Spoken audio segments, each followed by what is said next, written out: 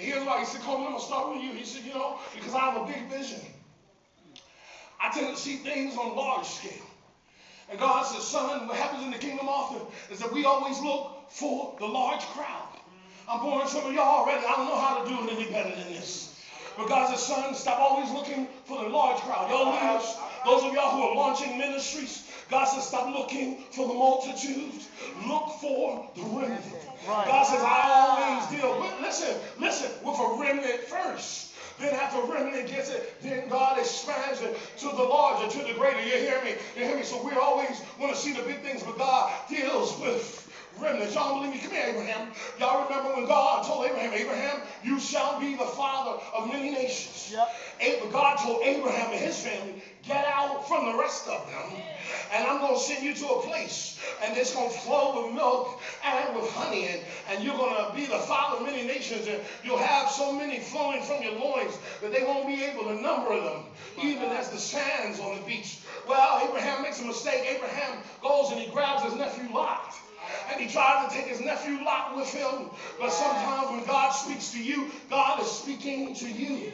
And when God is giving you a promise, the things that are going to happen and need to happen in his life need to happen in your world, in your space, so that God can bless you. And if you take somebody along the way who ain't ready for your blessing, if you take somebody along the way who have not paid the call like you pay, if you take somebody along the way who ain't ready to go through what you got to go through, sometimes they can mess up your blessing. You don't believe me? See, because God told Abraham to get out. And when Abraham took his nephew Lot with him, the first thing is they had a problem in the land that God first gave them a place. He first sent them. The first thing they found is not enough room.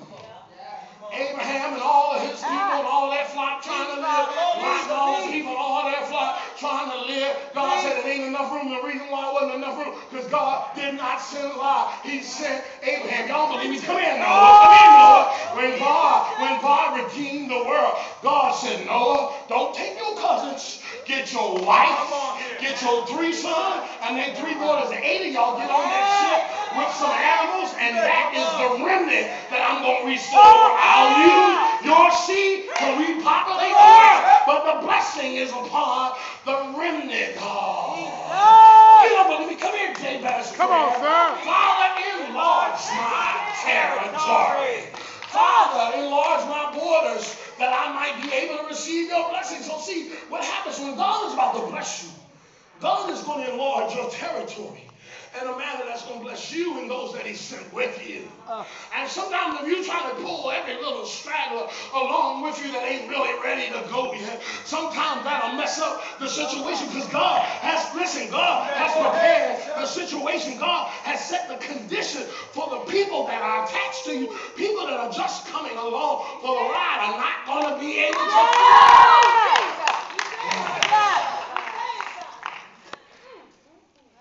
So God is always looking for a remnant. In this text, we find Nehemiah.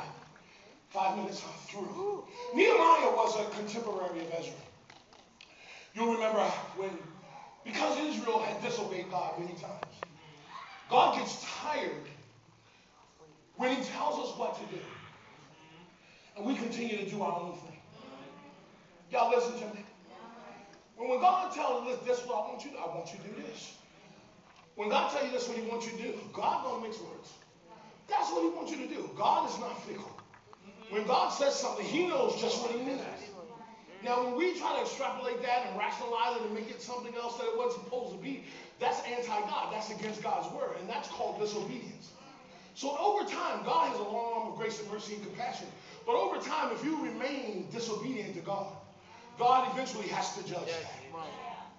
And the way God would handle Israel, when Israel would not obey God, God would then allow them to go into captivity. Oh, I'm coming to get some of your family. I'm coming to tell you why we in captivity sometimes, why our families have been in captivity. It's been since the beginning of time. If you disobey God, don't matter who it was down the line. If people within our families disobey God, the result when God judges it is he allows us to go in captivity. Anybody can bear witness? Anybody can bear witness? You had a situation, y'all made an ungodly, a heathenistic decision in your family. God allowed that thing to take you right in bondage. I know what I'm talking about. Y'all might not want to bear witness. I'll bear witness too. So what happened when Israel would disobey God? God would allow them to go in captivity. He allowed them to go in Egyptian captivity. Then in this context, he allowed them to go into Babylonian captivity. And while they were in Babylonian captivity, the Persians overthrew the Babylonians and then the Chaldeans. They were in Persian captivity. Right. And so what this text is all about is how God, in his infinite mercy, this is the thing about God, even when we are disobedient, after a while, God gets tired of being mad with us. Do I have any witnesses out there? God, even though he looks down on